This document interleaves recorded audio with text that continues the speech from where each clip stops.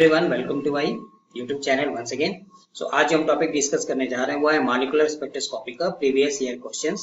ठीक, ये बीएससी 6 वाले के लिए भी इंपॉर्टेंट है और बीएससी 4 सेमेस्टर एनईपी वाले जो है उनके लिए भी इंपॉर्टेंट है। ठीक है, सो बहुत सारा क्वेरी आ रहा था स्टूडेंट से, आप लोग की साइड से कि सर इसमें बहुत सारा प्रॉब्लम है, हमें क्वेश्चन नहीं समझ में आ रहा, न्यूमेरिकल्स नहीं समझ में आ रहा। उसी के लिए मैंने आपको ये आज का सेशन लिया है जो प्रीवियस ईयर क्वेश्चंस किस तरह का स्पेक्ट्रोस्कोपी से रिलेटेड न्यूमेरिकल्स पूछा गया है।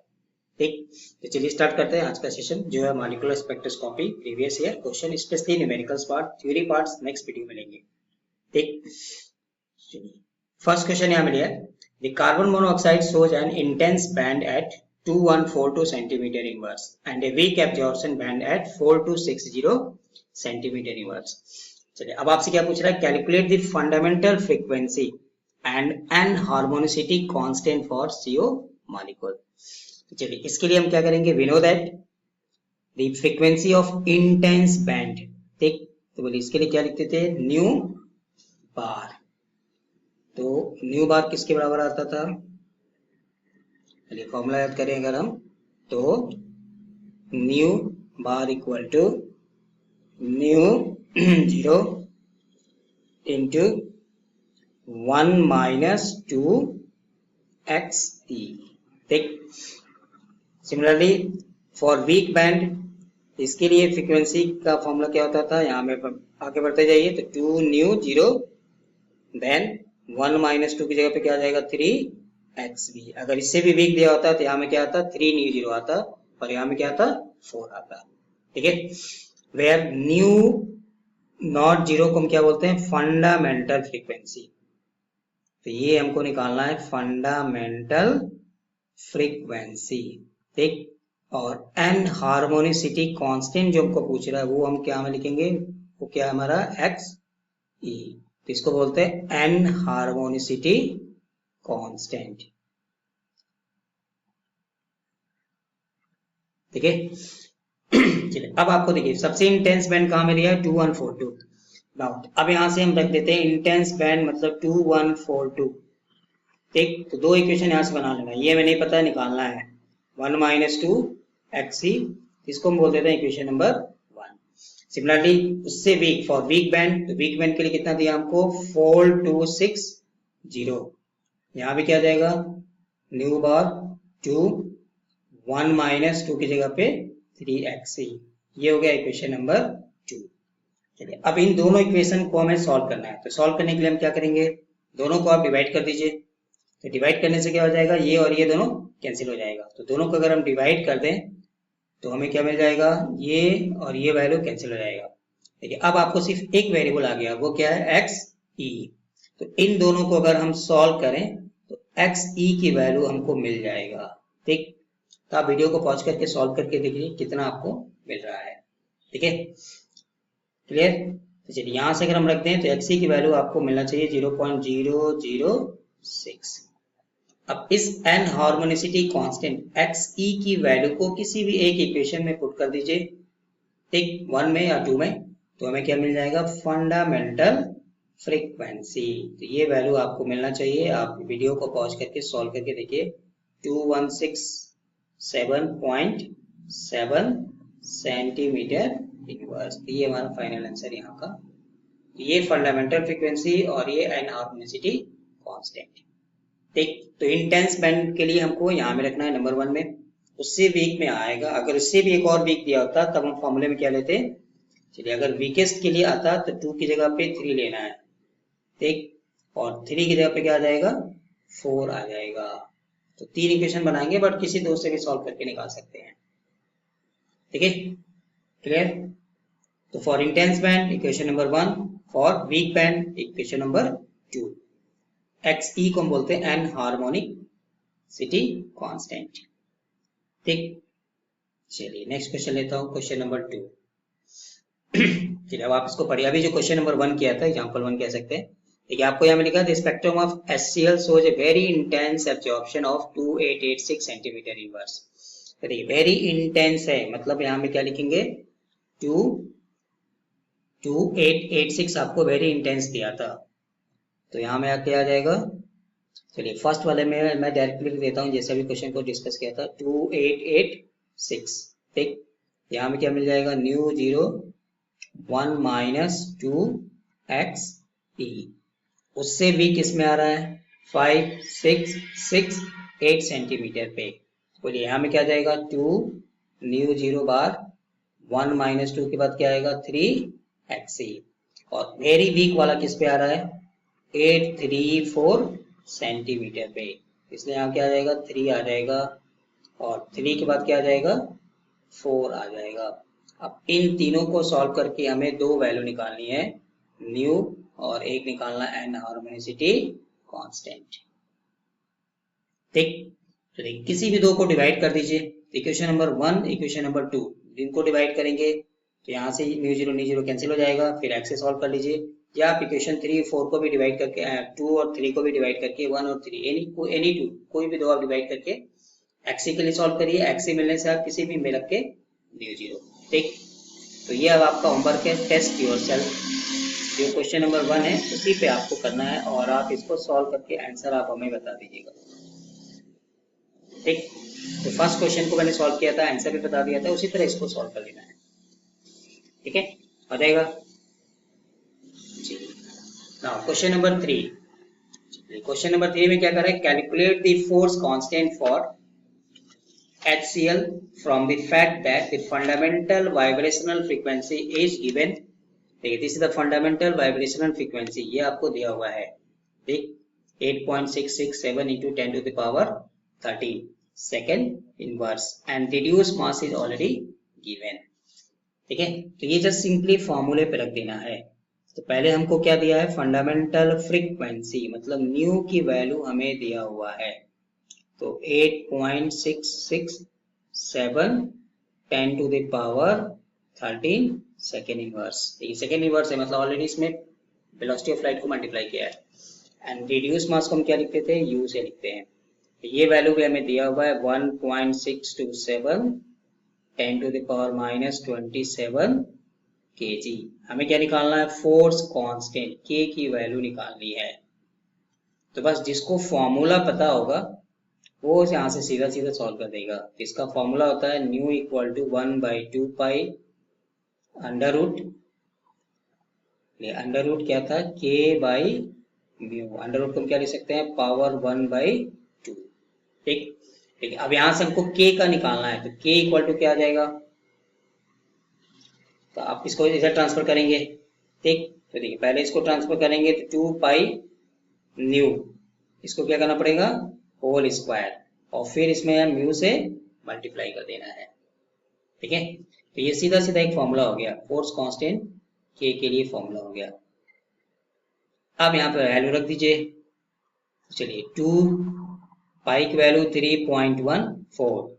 ठीक, फ्रीक्वेंसी को कितना दिया था, तो 8.667 इंटू 10 to the power 13, इस पूरे का क्या हो जाएगा whole square, into reduce mass 1.627 10 to the power minus 27 kg। ठीक, अब इसी को सिंप्लीफाई कर देना है, सिंपल कैलकुलेटर अलाउ है एग्जाम में, तो आप रख के सॉल्व कर दीजिए। ठीक है, जो भी आएगा वो किस में आ जाएगा, न्यूटन पर मीटर या केजी पर सेकेंड। ठीक है, तो आप इसको सॉल्व करके देखिएगा, आपको इतना आना चाहिए 483 न्यूटन पर मीटर या केजी पर सेकेंड। ठीक, तो फोर्स कांस्टेंट निकालना है, तो हमें फ्रीक्वेंसी दिया रहेगा, रिड्यूस मास दिया है, तो हमें क्या निकालना था k, we know that, formula लिख दीजिए, एंड देन k निकालना है तो आप यहाँ से ट्रांसफर कर लीजिए। ठीक, दोनों साइड का होल स्क्वायर करना पड़ेगा क्योंकि स्क्वायर रूट हमें हटाना है, इसीलिए आपको यहाँ में पावर 2 आ गया, होल स्क्वायर आ गया, पहले ट्रांसफर कर लिया, फिर इसको इधर लेके गए और फिर यहाँ से होल स्क्वायर किया इस स्क्वायर रूट को हटाने के लिए। ठीक, एंड देन वैल्यू रख के सॉल्व कर दिया, तो ये हमारा फाइनल आंसर आ गया। ठीक है ना, इस तरह का और भी बहुत। चलिए नेक्स्ट क्वेश्चन यहाँ पे है, क्वेश्चन नंबर 4 लिया। Now calculate J max for a rigid diatomic molecule for which a rotational constant B is given। तो रोटेशनल कांस्टेंट की वैल्यू हमको दिया सेंटीमीटर इनवर्स में, टेम्परेचर हमको कितना दिया 300 केल्विन। ठीक, तो इसके लिए सीधा सीधा अगर फॉर्मूला लिख दें देखिए जे मैक्स क्या था, तो जे मैक्स इक्वल टू के टी, तो जे मैक्स हमको चाहिए, तो चलिए लिख दीजिए, तो J max equal to Boltzmann constant K T by 2 HCB, इस पूरे का पावर क्या है 1/2, स्क्वायर रूट कह सकते हैं -1/2। चलिए बोल्ट्जमैन कांस्टेंट की वैल्यू 1.38 10 टू द पावर -23। ठीक, ये किस में आ जाता है, जूल केल्विन इनवर्स में आ जाएगा, तो ये हो जाएगा जूल केल्विन इनवर्स। लिख दिया। टेम्परेचर कितना हो गया हमको, आपको ऑलरेडी क्वेश्चन में दिया 300 केल्विन हो गया। ठीक, डिवाइडेड बाय 2, प्लांक कांस्टेंट की वैल्यू 6.626 10 टू द पावर -34, किसमें आता है, जूल सेकेंड, इनटू। ठीक, देखिए अब आपको रोटेशनल कांस्टेंट बी की वैल्यू किसमें दिया है, सेंटीमीटर में दिया है, इसलिए वेलोसिटी ऑफ लाइट को भी किसमें ले लेते हैं, सेंटीमीटर में ले लेते हैं। ठीक, तो 10 टू द पावर कितना हो जाएगा, 10 सेंटीमीटर पर सेकेंड। तो ये सेंटीमीटर से ये सेंटीमीटर और ये बी वाला सेंटीमीटर कैंसिल हो जाएगा।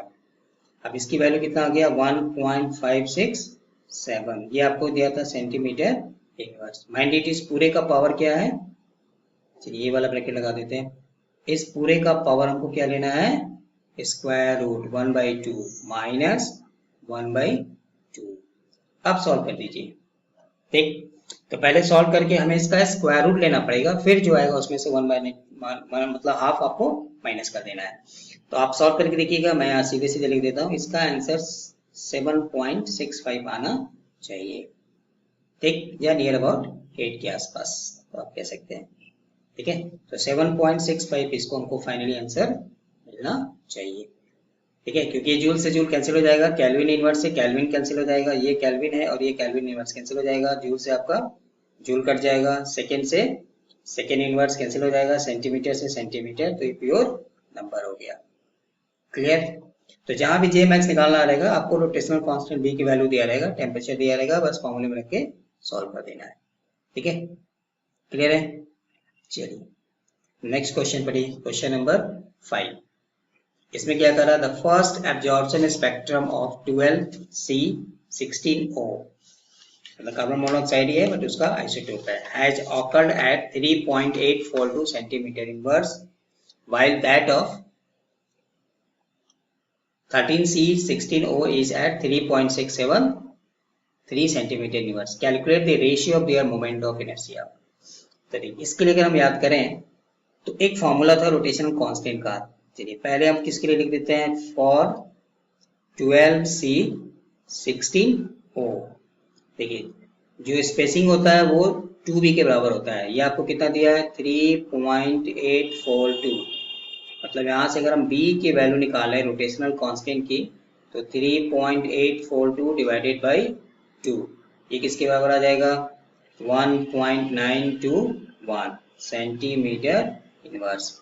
सिमिलरली फॉर 13C16O, चलिए इसको मैं just for sake of simplicity समझने के लिए बी डैश मान लेता हूँ, तो ये आपको कितना दिया 3.7, ये आ गया। ठीक, चलिए इसको भी डिवाइड करके बी डैश की वैल्यू निकाल दीजिए, बोलिए कितना आ जाएगा डिवाइडेड बाई 2। ठीक है, तो 18 टू जा 36, तो 1.8 तो आना ही आना है, 365 सेंटीमीटर इनवर्स। तो ये जो क्वेश्चन में दिया उसके हिसाब से हमें बी रोटेशनल कांस्टेंट की वैल्यू निकाल लिया। Now we know that since rotational constant B क्या होता था H/8 pi square I into सी।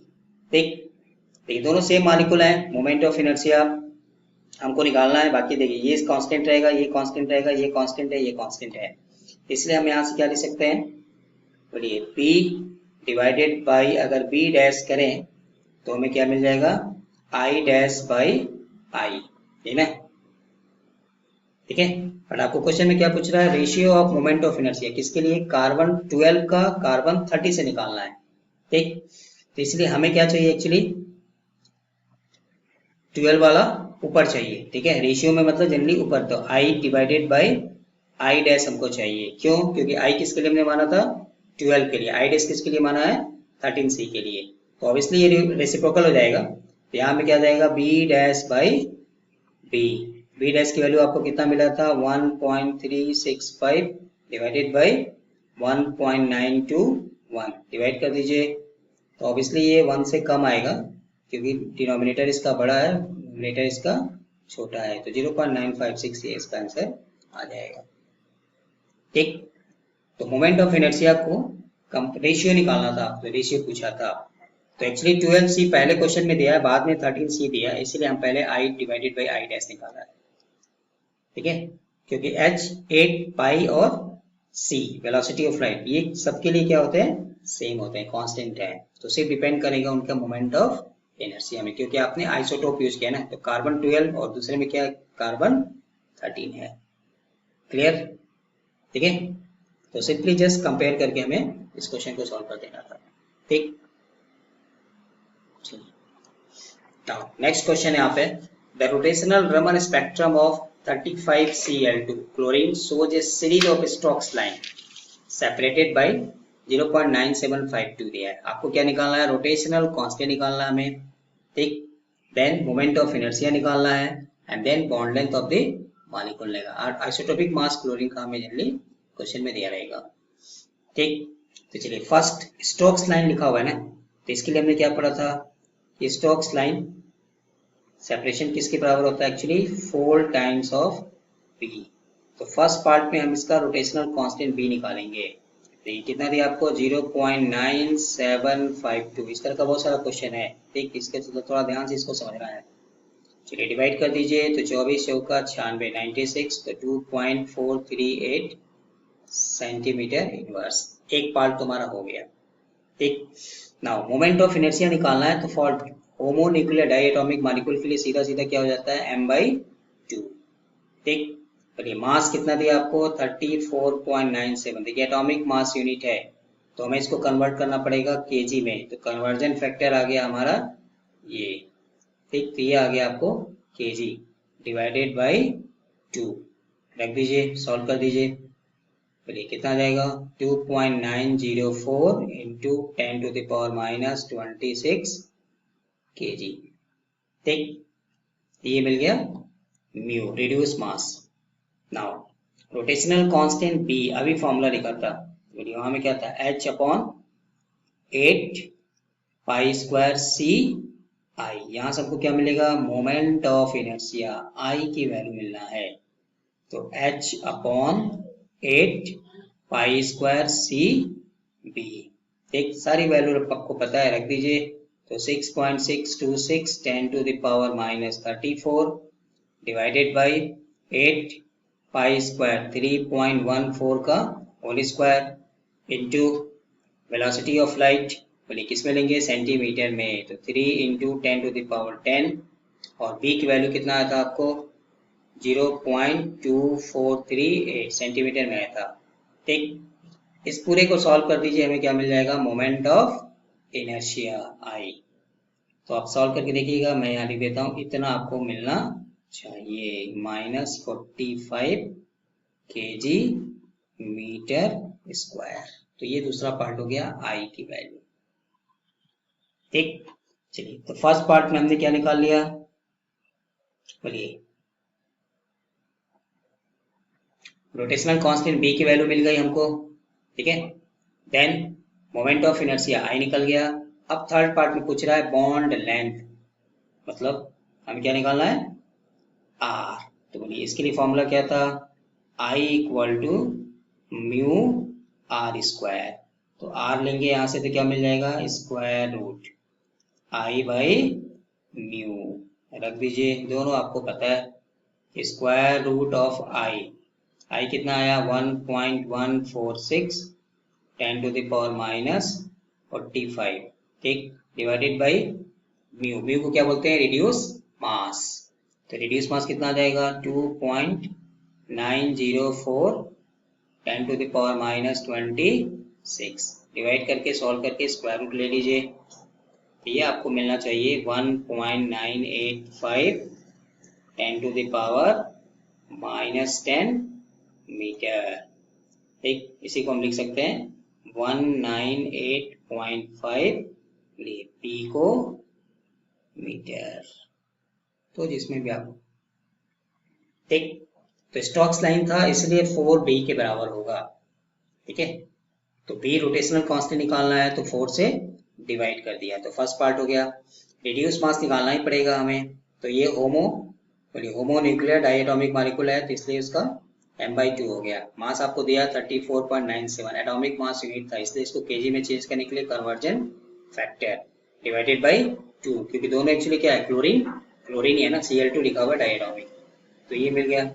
अब फॉर्मूला पता है, रख दीजिए। यहाँ से क्या मिल गया, मोमेंट ऑफ इनर्शिया के लिए सॉल्व कर लिया, तो ये हमारा आ गया सेकेंड पार्ट, आई की वैल्यू। और थर्ड पार्ट में I equal to mu R square, तो रेडियस बॉन्ड लेंथ निकालना है, आर रख के सॉल्व कर दिया। क्लियर? तो इस तरह का बहुत सारा मॉलिक्यूल्स है, DCl है, CN है, N2 है, इस तरह से कोई भी आपको दे देगा। ठीक, क्लियर? नाउ नेक्स्ट क्वेश्चन है क्वेश्चन नंबर 7। देखिए यहाँ पे आपको एक BRF मॉलिक्यूल दिया है, equi distance line space 0.7143 centimetre inverse apart. Calculate the rotational constant निकालना है, मोमेंट ऑफ इनर्शिया निकालना है और बॉन्ड लेंथ निकालना है।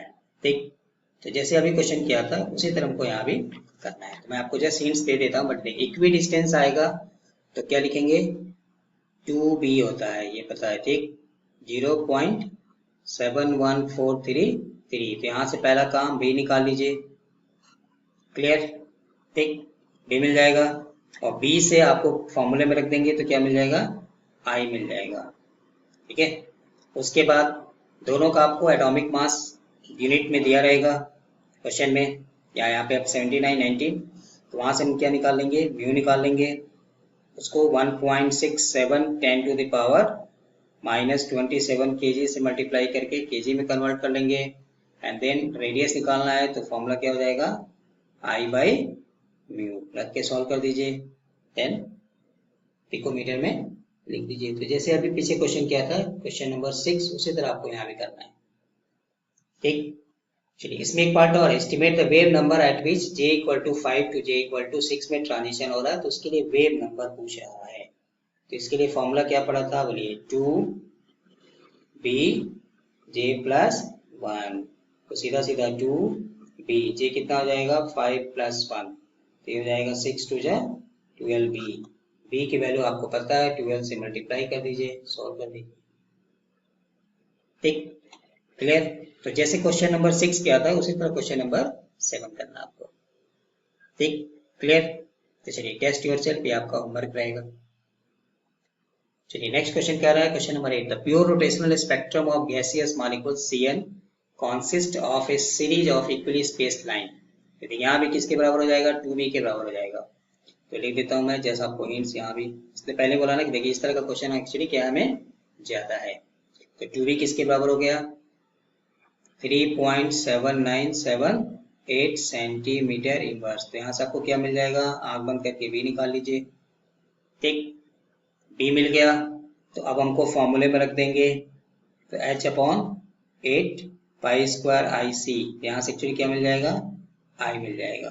ठीक, अब हमको रिड्यूस मास निकालना है, तो रिड्यूस मास के लिए क्या हो जाएगा बोलिए, तो CN है तो M1 M2 divided by M1 + M2, तो mass of chlorine into mass of nitrogen divided by, दोनों को प्लस कर देना है, मास ऑफ नाइट्रोजन। चलिए इसको स्मॉल कर देता हूँ। ठीक, ये आपको किस में दिया, यहाँ में देखिए, यहाँ में आपको ग्राम पर मोल दिया है, तो इसलिए इसको हमें चेंज करना पड़ेगा। तो ग्राम पर मोल से हमें किस में चाहिए, केजी में चाहिए, इसलिए पर मोल आएगा तो एवोगाद्रो नंबर से, पर मोल है ना, तो 1 मोल की जब बात आती है तो एवोगाद्रो नंबर, तो एवोगाद्रो नंबर से इसको क्या करना पड़ेगा हमें,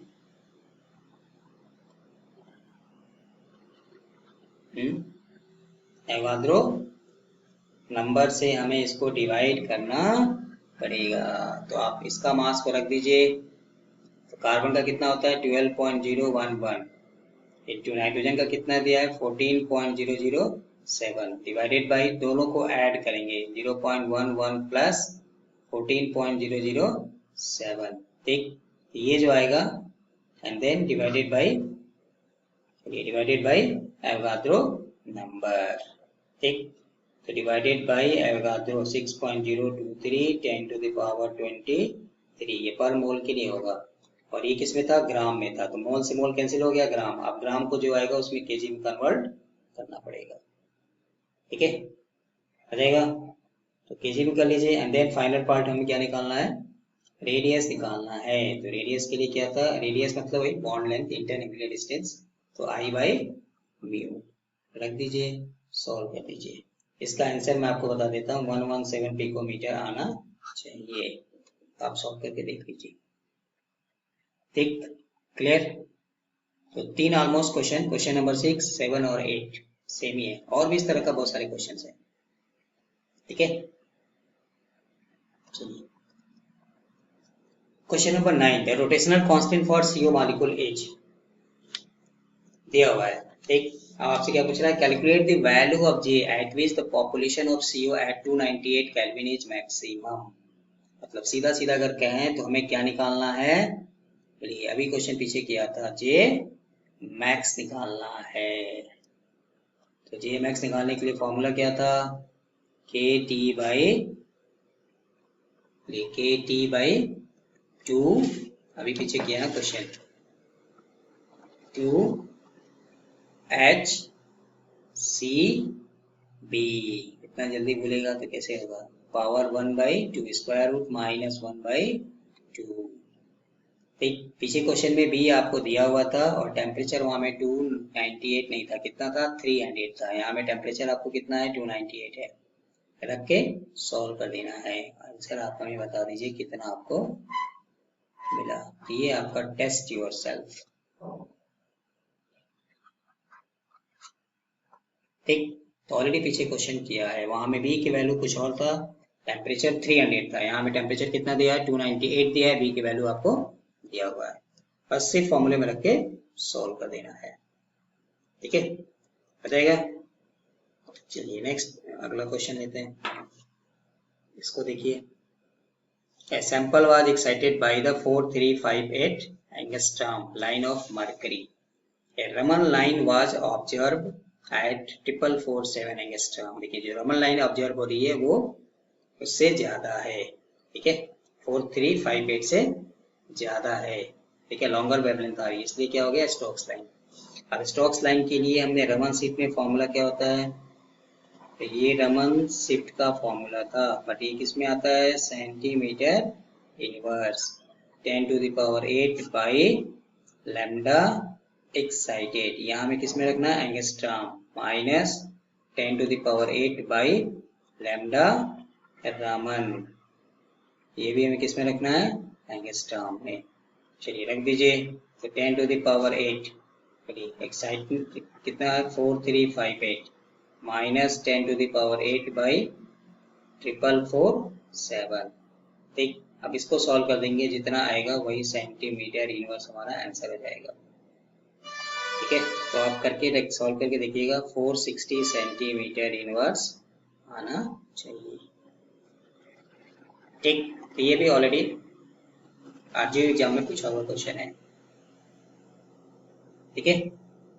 तो ये था हमारा आज का सेशन, जिसमें हमने डिस्कस किया था, कुछ न्यूमेरिकल्स दिया था, टाइप ऑफ न्यूमेरिकल्स कह सकते हैं, पूरा तो कवर नहीं किया है, बट टाइप जो होते किस तरह के क्वेश्चन पूछा गया, लगभग हर टाइप का मैंने यहाँ पे कोशिश किया है कि एक एक एग्जाम्पल आपको यहाँ पे डिस्कस करें, ठीक।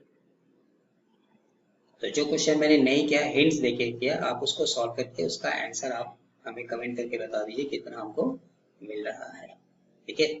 आप सॉल्व करने बैठेंगे तो मैं श्योर हूँ कि आप कर सकते हैं, वो करना चाहिए, ठीक।